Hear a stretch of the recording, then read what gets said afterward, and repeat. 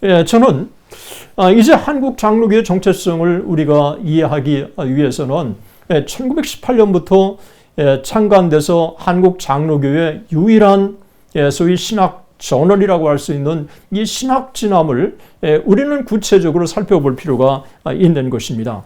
신학 진암에 나타난 장로교의 특징이 뭘까요? 신학 진암에 담겨져 있는 장로교의 특징.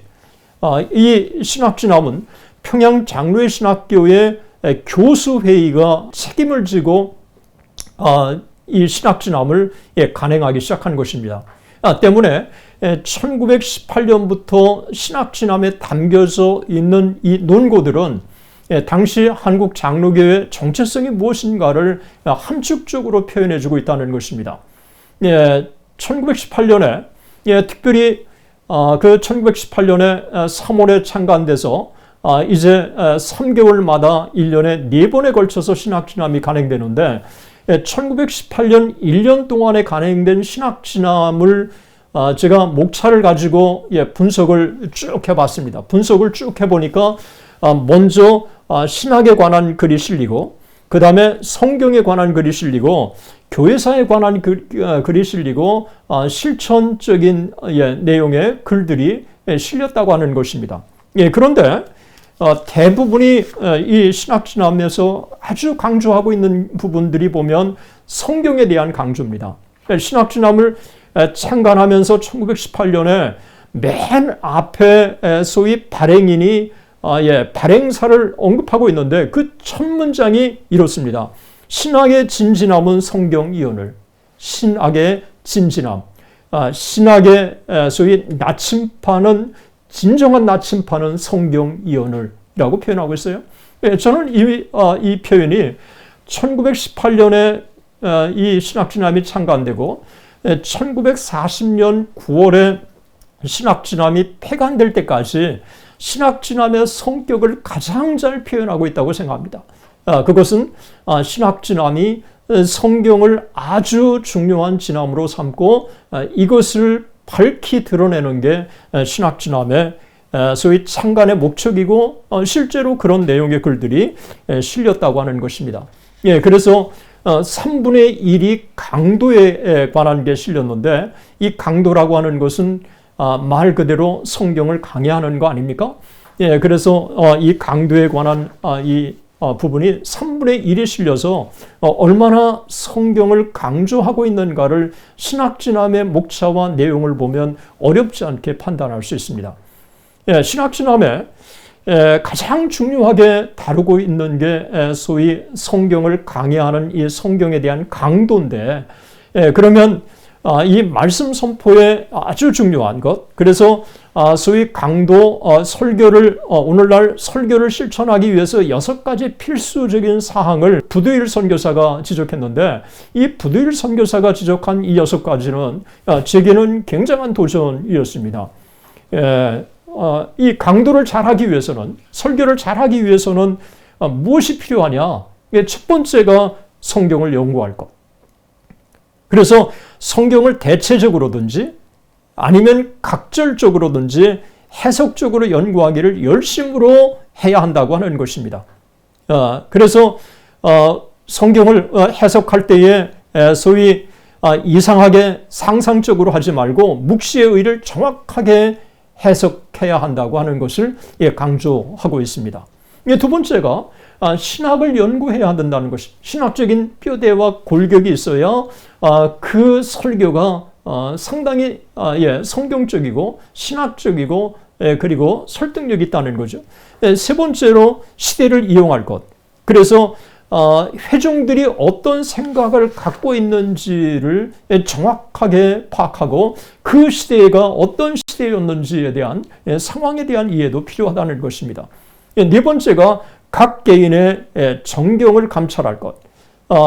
소위 의사와 그리고 변호사를 예를 들었는데 의사와 변호사가 각 사람의 심정과 요구가 무엇인가를 정확하게 아는 것처럼 이 설교자는 청중들의 개인의 고민과 개인의 생각과 개인의 문제가 뭔지를 정확하게 알아야 한다는 것입니다.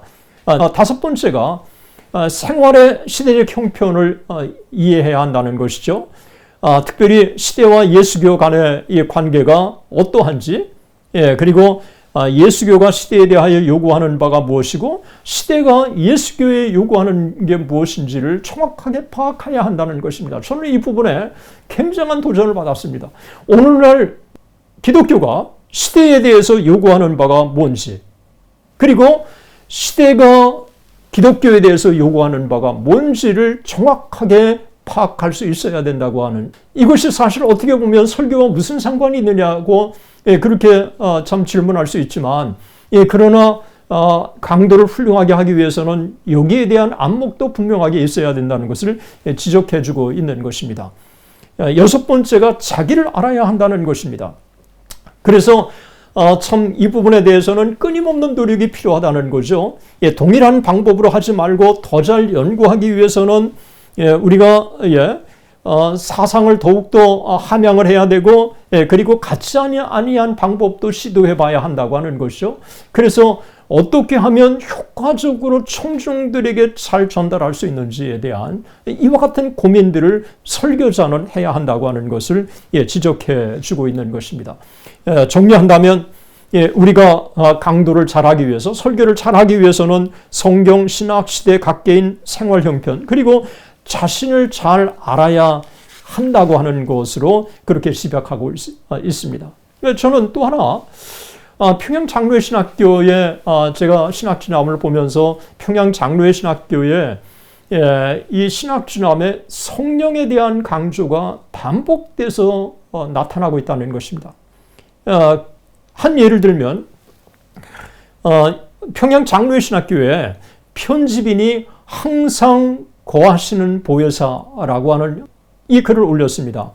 항상 거하시는 보혜사라고 하는 부분에 뭐라고 언급하고 있느냐 하면, 여기에 이 부분에 아버지의 수요라고 하는 이 소제목하에 이렇게 실었습니다. 제자들이 성신을 받기 전에는 아버지의 허락이라 하였으나 그를 받은 후에는 아버지의 수요라 하니, 예수께서 사마리아 여인에게 말씀하신 중에 이르시되 하나님께서 주신 것 알았더면 하셨으니 이는 곧 성신을 가르쳐 하신 것이라.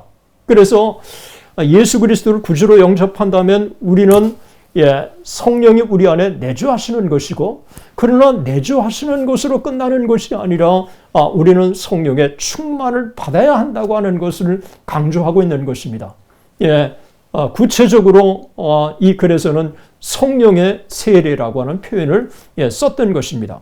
그래서 우리가 참 진실로 우리가 예수 그리스도를 영접한다면 우리 안에 성령이 내주하시지만, 그러나 동시에 우리는 성령의 이 계속된 이 충만을 받아야 된다고 하는 것을 강조하고 있는 것입니다. 그러면서 예수님께서 너희가 악할지라도 자식에게 좋은 것을 줄 알거든 하물며 너희 천부께서 구하는 자에게 성령을 주시지 않겠느냐.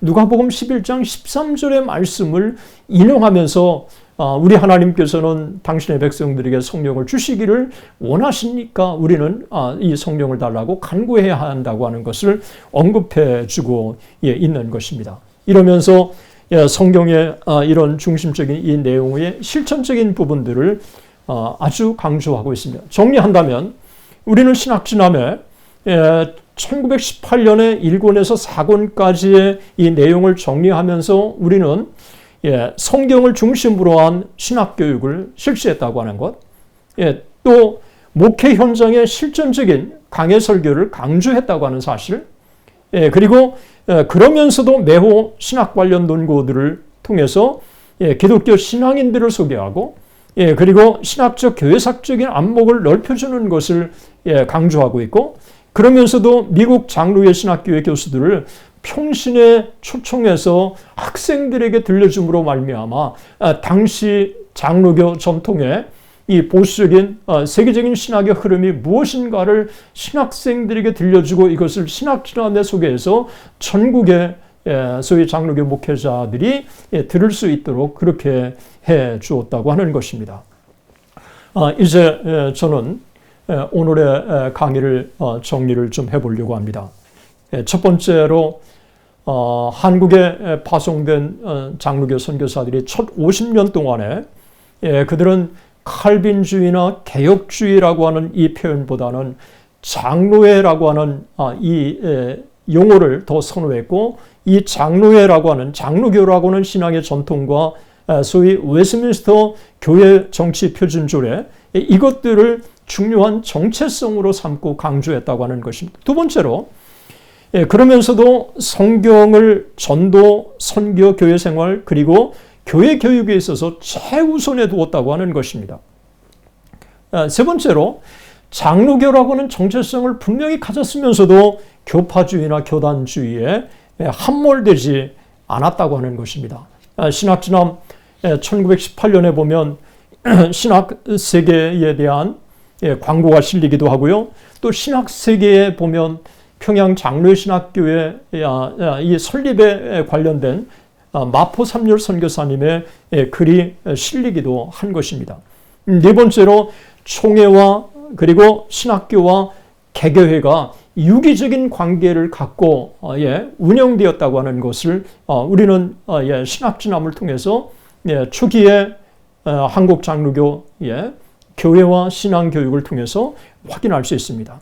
다섯 번째가, 신학교가 성경 중심의 신학교육을 실시했지만 동시에 영적이고 지적이고 그러면서도 사회적 책임을 충실하게 구현하는 이와 같은 장로교 목회자들을 양성하는 것을 목적으로 삼았다고 하는 것입니다. 그렇기 때문에 1919년에 3.1운동 33명 중에 16명이 기독교인이라고 하는 이 사실을 우리는 주목해 볼 필요가 있는 것입니다.